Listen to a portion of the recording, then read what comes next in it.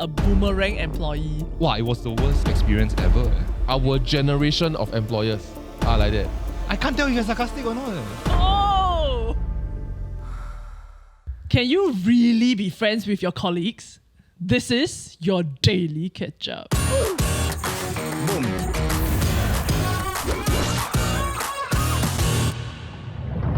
Jared, guess how many people are still not subscribed to our video? I believe it's still more than 50%. Oh no! Please drop us a subscribe so we can get to 100k. Comment down below, 100k gang. Subscribe. And back to the episode. Okay, so in this episode featuring 3 employees and 1 John, Also an employee. we are talking about a very interesting article that just came out on Straits Times. They have coined this term called a boomerang employee. Okay. And we have exhibit number 1 right next to me. What is a boomerang employee? Someone who has quit and left, and then they resume work with a former employer. Ooh. So for you, right, do you think you would consider rejoining a previous company? I think, right, I might not. Your life. No, it's because it's a pride thing. Like, I feel like when I leave, right, okay, bye guys, then it doesn't work out, and then I'm too pricey to come back. They'll say like, actually, I you know. see. I want you that's to why know it's a that pride like, Jared's goodbye speech was like 2 hours long. 40 minutes. Okay, Cry, dry. I think that was like a drop off at like 40 minutes. Sorry, I gotta go, Jared. First. I fully realized at some point No, it that, was a great speech, though. that I lost everyone No, already. you had me. No. You're not convicted halfway through. Yeah. So halfway you start laughing at how your own speech is so long. Then But, after that, we just but I start told it laughing. in already. Instead of one goodbye speech to the whole company, I'm going to give everyone individual goodbye speeches. that's Then I not took the ours. mic for 40 minutes and then I realized got some people just joined the company for 2 months. Then it's like, Yeah. and you, Yeah, you're like, it's been nice lah. Moving on. It's very awkward.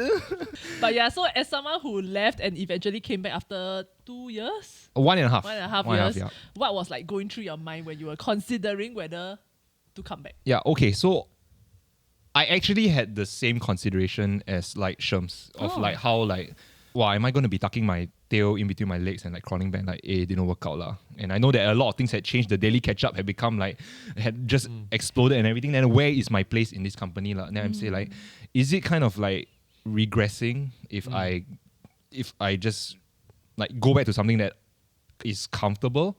So actually, my first course of action after leaving my government job, I didn't want to take one step back into gravity, and I actually applied for a job at another agency. Oh, Yeah. I did not know that. Yeah, because John very graciously always kept the door open. Like when I left Gravity, he had this message that said like, if anything happens, just drop me a text.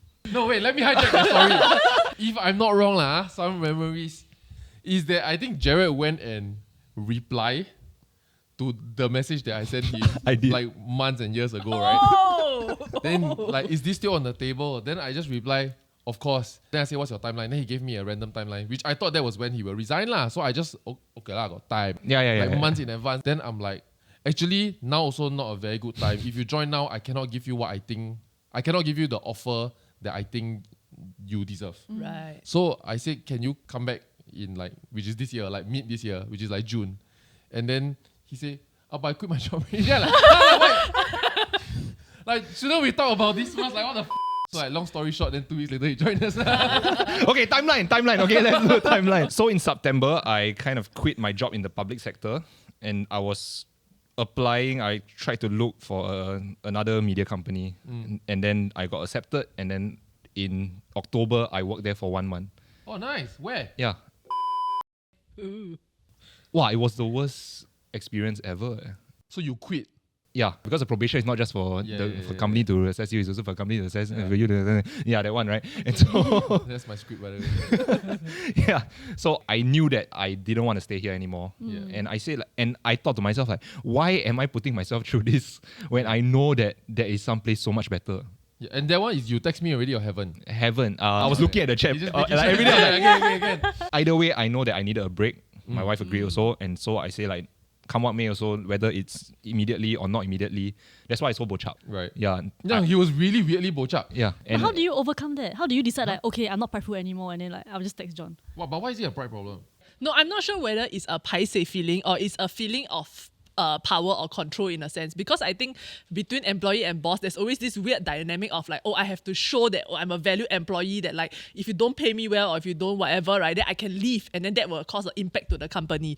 But the fact that I went somewhere else and I had to come back, I wonder if that caused like in a sense, in my mind, if it's like I had to come back, I wonder whether it is a sense of like, oh shit, now that I'm going back, is it I'm losing some form of negotiating power, or like now that I go back, like they know that maybe I didn't succeed somewhere else, that's why I no choice but to come back. So it's like that perception. No lah, I I mean, don't think so. I mean, for me, it was like I left for a reason. Then I was thinking like, what if John thinks like in another 2 years I'm going to get burnt out again of content creation, and then we just end up with this whole thing again.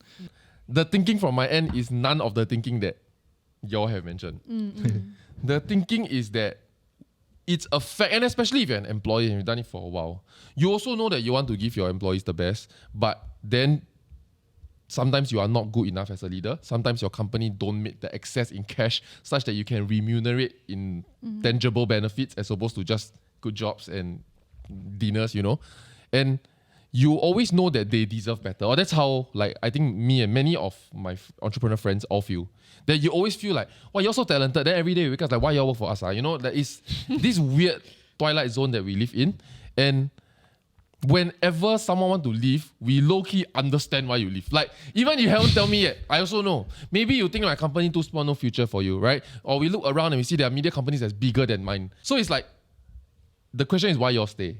That's so nice of you. What? No, it's not me. It's an employer. It's many, or rather was my our next question. generation of employers are like that. Right. Like when you come back to me, it's a matter of I know you deserve better, you've gone out. And I'm so glad that you think that there's something more here that could be better than outside, because I know I'm not paying you what you deserve. I know you charge or go to any MNC, and their benefits is like what? Like pet lah. Benefits so good, I see doctor for free. Like me, our my wife company- also, yeah. Like dentist, or buy spectacle yeah. and claim. What the Yeah, fuck? yeah. It's Go great. buy spa package can claim. Then like, I can't. We can't afford that shit at scale for the whole company. So when you come back, it's like, as much as I couldn't give you that, at least there were things, not everything, but at least there were things we did right that you feel like you want to come back for. So to me, it's the greatest compliment you can pay your ex-boss. I was looking at this article that actually TSL recently published it. So it was talking about job hopping versus like staying in a job for long term. And there was something that was quite interesting that I quite resonated with, which is the peer pressure of job hopping. So currently there is kind of that trend of... Oh my god. Huh? This is original thought. This is original. Yeah. So What? No, yeah, this is really new. This is cutting edge. I can't tell if you're sarcastic or not. Everybody, do you know what important day today is? Correct, it's Earth Day. Excuse me, Earth Day should be every day because it's so important. Look at this turtle, I am dead. Why? Because of Jared's plastic straw. Isn't it just a toy? Excuse me, this is not a toy. In fact, it used to be alive, but it's not anymore because of you. So we need change. CHANGE, change. Excuse me, you are using plastic. You are using plastic. Go and face the wall.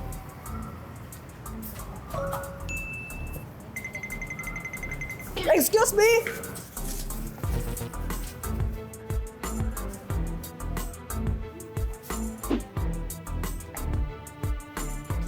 Oi! What are you doing? Don't you care about the environment? Use this instead from now on. Excuse me, I already said no plastic cups. No.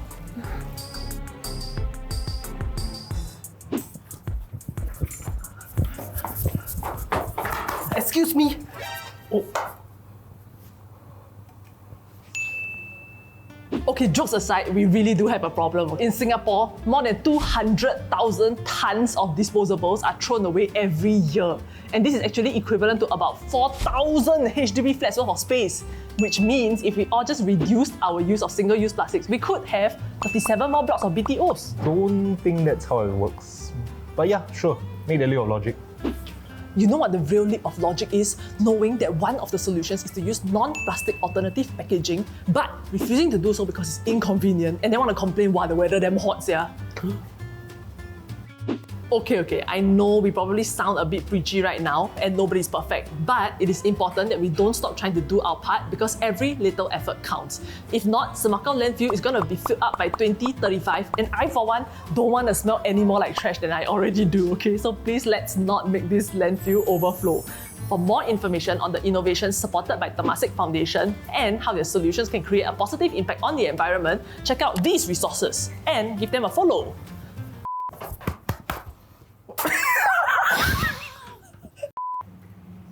Sorry, I forgot you were coming. Stop right there. If you're enjoying our content so far and we're about to delve a lot deeper, do give This video a like. Thank you. Back to the episode, friendship. Oh yeah, this is really new. This is cutting edge. I can't tell if you're sarcastic or not. I'm serious. Because for the longest time, the narrative is, the Drop stronger hop. narrative is to drop hop. And I'm starting to see the opposite, but no one has articulated it yet. This is my first time hearing it. TSL, let's go. Yeah, right. What's up, Brian? Woo! And so it actually talks about the 2-year mark where people start wondering, right? Like, should I jump to another job? And then you hear all your friends keep saying like, job hop is the way to get 40% pay increment and blah blah blah, you know. And But it's then- true. Yeah, it's true.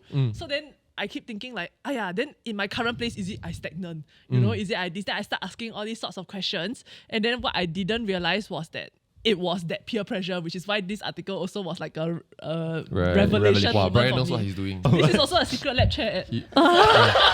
Big brain. Hey, that's even better, you know. Exactly, You can. exactly. Yeah, so I was talking to my partner about if I do jump to this other company, right, which I think has higher pay, but then the content is less aligned with what I'm interested in doing. So if I do quit, right, then where do I go? Do I job hop somewhere else again, or do I come back here like Jared did? I think it just boils down to like what you're looking for in a job, lor. Like if you're looking for money, you definitely, I feel like boomeranging is not going to be the best idea actually. No, like, it will be actually. in You joined at a bad time. like Jared. in very it's fine. No. Okay, let me Yo, explain. you're going to go. Can I give more context about your case? So I don't know why I revealed this, right? Yeah, but why? last year, right, Gravity didn't have a very good year. We burned through a bit of our reserves. And so this year, we tightened financial control. And when Jared came that time, right, we didn't want to hire. But because of how good I know he is and how much I think he will fit into our current team, that I wanted him back. And so we really cuffed the money. And so what the company is currently working on, and I don't know why we're doing this at AGM, right? Yeah, why is that? We always do this whenever we talk about job episode. Yeah, and so returning people do get good pay actually in our experience. So Jared, for example, knows that he's getting a adjustment by the end of the year that will reflect a good returning pay. Yeah, so returning to my point of like it depends on what you are looking for in a job. At that point, right, I had my house, I had my wife, like things were comfortable. Like all I needed, right, was to be employed. Then got CPF, then that can pay for your house payments already every Right. month. So to me, like the number that John threw to me, like not Covered that important to be honest. Like what I really wanted when I came back was I remembered I had that bond with the whole company and everyone inside, Right. and I just wanted that back. You I came back for the friendship. I came back for the friendship. I wanted to. For the family. That question, right? So when you came back, I would say it was a very different gravity. That's the thing. When I came back, right, a lot of people who I remembered to like, oh, I can't wait to see this person. I can't wait to see this person. Hey, wait, they all gone already. I remember feeling weird for you as well. acting like he's some big shot. I feel like he had this expectation when he come in, right? It will be the same 40 people in his farewell. But the brilliant thing was that in a matter of like a month, it just felt like I had that same feeling again. I got what I want. I came back for. And that to me is something I don't think I had even tried to find that in another company. I couldn't find it. Thanks for saying that, man. That means a lot to me. So we're hiring. That's why I put you in the episode. Oh, are we? Yeah, we are hiring. Yeah. No, but friendships in the office is such a weird like It vibe for me. is. And what? No, like Hey, Suddenly you like differing me. opinions, no, I guys. suddenly feel Yeah. like, wow, I'm so jealous. I want that. You mean you Actually, don't I have want- friends in the office? No, I do. I'm And the friendly two with of us start everyone. crying. Yeah, you talk every day. 叽叽喳喳跟我靠步噻，那so noisy. No, okay. I just feel a bit let me think. It's a bit weird to have friends at work because like people like my parents, or like even Alvin, right? They always tell me like, hey, people at work are just work friends. They're not really friends. So you need to bear that in mind. As they need to keep a distance. Yeah, you need to keep a distance. Like you can be friendly with them at work, but just know that they are not your friends. They will not they don't have your best interests. This sentiment is not uncommon. A lot of my friends say that also. A lot of people say like friends. There's no such thing as friendships in the office. The minute things go to shit, they will backstab you. You know, it's to the extent, right, that if I'm leaving this company, I'm going somewhere else, people ask me, right, I cannot say. Because there's the chance that this person will call the company and sabo. Yeah. Right. So it's really like a lot of things is cannot say kind. But for me, when I make friends at work, right, it's very difficult for me to see them as just colleagues. Yeah. You know, because like how do you invest and then stop investing? Correct. And I spend hours with this person. I spend more time with this person than Alvin, to be honest, in a week.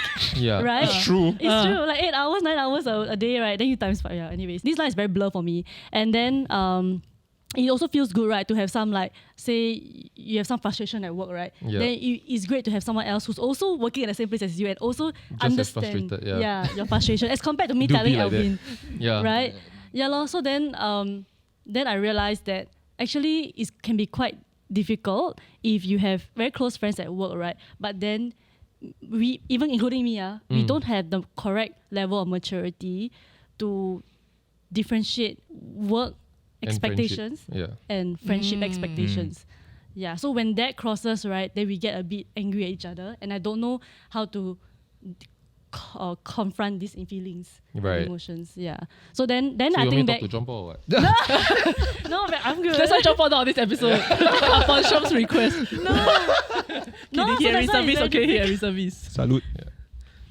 Okay. Oh, Yeah. wow, okay. Anyway. Yeah, lor. So I'm wondering if you guys also face similar situations and how do you all like overcome that? It's a bit difficult because there are certain people that we do work with that sometimes things go wrong at work, then we just DM and try to settle in private and not Correct. try to escalate such that maybe the boss can see.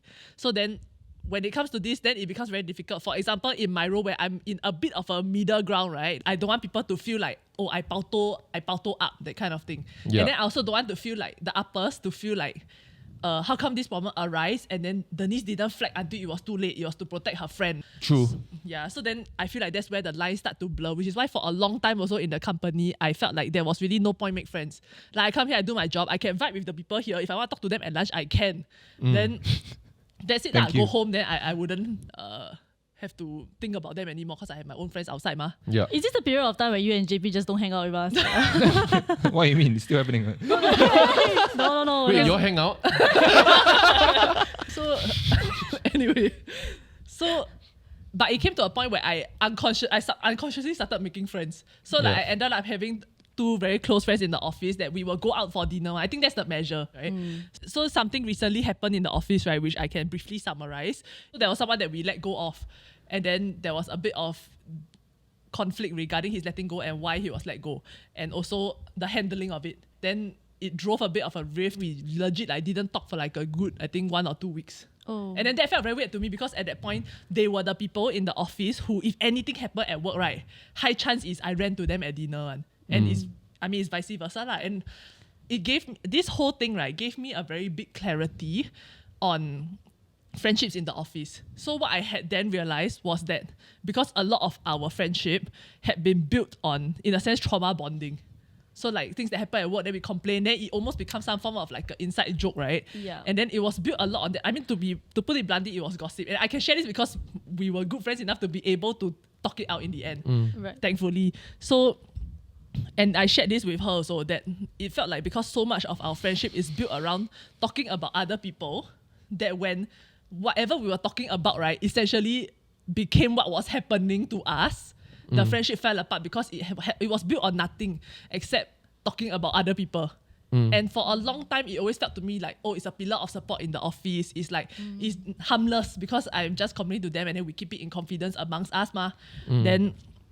But what I didn't realize it was doing to me was that it was affecting my mindset a lot because anything that happened in the office, it just become this negative loop of inside jokes. And it's not to say that they are bad friends because they are all good people in their own right and all competent at their work also. So then what I didn't realize was that it kept me in this very dark place. That like anytime something happened at work, right, then I feel like, damn it, someone else was incompetent. That's why this didn't happen. And then it became, I kept pouring the blame outwards also. Yep. Also, what I realized is the communication of expectation. So, I mean, one of the conflicts that happened was that it felt like, to me, it felt like one of my friends, he believed another side of the story and then didn't even bother to come and ask me. And then I felt very hurt because it's like we've known each other for like over a year. You know my character. So why would you think that I would say certain things or do certain things? And then what she said to me then, which kind of switched my brain a bit, right, was that it's not about that. She said, I trust your professional decisions and I will always trust that. So you do what you have to do and afford me the same trust to trust my professional decisions and that I will do what I need to do. And I think that was like when the line was drawn like very clearly for me. Now that we have gone through this whole thing and we almost went through like a friendship reset, right? And then coming out of it, right, I feel like I have so much more clarity. And then what I also realized was that I have made other friends, I have bonded with other people in the office that I didn't previously realize that we were close or that we could be close. Yeah, so like the two of them, then Alison, who is now my desk buddy also, right? And then it is so important to, when you have friends in the office, to make it a point, right, to talk about other things. Yes. And like, it's really to build your interest because we have common interests, but somehow we don't talk about that. We end up talking about this. And then at the end of the day, if you really reflect, right, is gossiping, is bullying. Which, no, to put it very bluntly, to be honest, which I didn't realize. You're bullying also. yourself also. Yeah, which I really didn't realize. And then so now when I come out, I say this a lot also that like this is really a canon event for me, like in my life. I've heard that. That like to come to this realization that I can have friends in the office, but it's important to draw a certain divide, not to say I am hiding certain parts of myself from them, but to be consciously building a different kind of bond with them outside of work and to talk about things that we have similar interests in and whatever, instead of just focusing on like what goes on at work and then it just built a very toxic environment for everyone involved also. Yeah. So that's my takeaway on friendships. I'm proud of you. Thank I've you. seen your It's growth. like, this personal growth thing. Like we whatever you love. talk about was that stage I observed you go through as well. Right. Even my partner noticed that she said like I feel a lot happier now. Like lighter. Yeah, like I didn't realize that it made such a big difference. And it's really not to say that they are bad friends, which they are not. Also, not to say this is a bad company. Not every company got stuff, you know. You'll come back twice. That's right. But don't go in toxic loops, guys. If you realize that there's a friend in your life, right, that you only go to just kind of complain, and you still want to stick to that person, you're going to spend the entire rest of your life complaining about everything because nothing's ever good enough for you. I really want to address that properly in a full episode. Oh. Yeah, I feel like Two-parter. Chat has jumped so many jobs and I've seen that in all the companies she's been. Oh. Because she was part of it. It took me a long time to pull her out of it. Right. And it's to the point, right? And I was so proud of Pat because she has a colleague friend that was a contract staff. So then recently got converted to full-time. And that's because good. the culture is very complainy. And she's like, you happy? And then that girl say, No. Then after that, Pat say, my husband say, if you're happy, just admit you're happy. Not everything needs to be said one. If you're actually happy, just say you are happy. Because, you know what I mean? Because sometimes you're so subsumed in a culture where your boss can do nothing right. Your company can do nothing. The client that you don't like can never be nice to you. Because even when they are nice, you think they are snarky. You know what I mean? When you don't give credit where credit is due, credit stops coming, you know? Right. Yeah, and so... I can literally hear that in Pat's voice. Yeah. And so I Pat was gonna say, say she'll fake it. happy must say happy, must acknowledge to the universe that Okay, now I hear it. Now I hear it. for Yeah. you. Okay. And then her friends smile and say, I'm very happy. Wow. How did it take that conversation for you to acknowledge to yourself that you are actually happy? Why you deny yourself of that smile? That's where I see is wrong in many, many places, many, many people in their mindset. They deny themselves of happiness. They literally feel like when a good thing happens to you, and this happens to people that are afraid to fail. People that are afraid to fail are afraid to succeed. They feel like they don't deserve success. They don't deserve happiness because they were afraid to fail when they started, you know? And you see that in so many people, and you see that in corporate loops because that's where ambitious people are. Yeah, and it's pain. Lemon cry. Yeah, I think this Emotional. is... when I hear all of y'all speak, I see myself going through many of that journey. There were also times where, because of friendships that I have in the office, I wasn't able to do my job as the executive of the office. Right. And that means very real things, like putting people on probation, letting people go, switching people out, or just scolding them, really telling them in a very serious manner that buck the up, Ken. Because this salary I'm paying you should be for a professional. And I've let that affect me many a times before. Until it bleeds to the rest of my life. Then that happens, you lose your weekend friends as well. Then you ask yourself why. And I remember my why for finally putting my foot down was that at that time the number was 29. I still remember there are 29 other people that I had to take care of, that the company cannot die for. That this company must continue to survive so that these 29 people that like working here can continue working here. Yeah. And that was my point of putting the foot down. And what I lost was back then my worldview lah. I lost everyone. I lost all my friends. That back, you know, when you're very dramatic, right? So that feels like you lose your girlfriend, you feel like, oh my god, the whole world. No, your girlfriend left you, the whole world didn't crash, you know? So that vibe, that's the vibe I got. You know, and so that was a learning point for me. On keeping a distance with the people in my office. And that's why in the past you'd see that I would initiate a lot of gatherings, but now I don't. And however, I've taken a few more, it's been a few years since, and I've also realized it's with all your friends. You draw a line, a thin grey line with your work friends. You also draw a thin grey line with your childhood friends. You also draw a thin grey line with your school friends. Because they are all here at different seasons of your life that will go through different other seasons of your life with you. There are things that you want to celebrate with Jared for, that you don't want to celebrate with your childhood friend because either they don't get it, or they are jealous, or they despise you, because everyone is, to a certain extent, competing. You all heard the saying that people always wish you well, but they don't want you to do better than them. Yeah. Yep. It's somewhat true. It's exactly what I saw on online also. They say, right, the only time you can make good work friends, right, is with someone, right, of a senior level than you. So someone who's not going to compete with you for the same opportunities. Yeah. Yeah. That is the only way. If John said that we needed to cut one of our team, one person from our team, You would take out the I would knife. say, take me. Sick. I'll be back in 2 years, so it's fine. Hey, don't be a Take me until someone else leaves. trying to job hop without. Are we doing better now? A new podcast. Okay, so thank you very much for watching what turned out to be our annual general meeting. Go to the public. We'll see you next year. Like, share, subscribe. Bye-bye. I love that for you. Thank you. Yeah.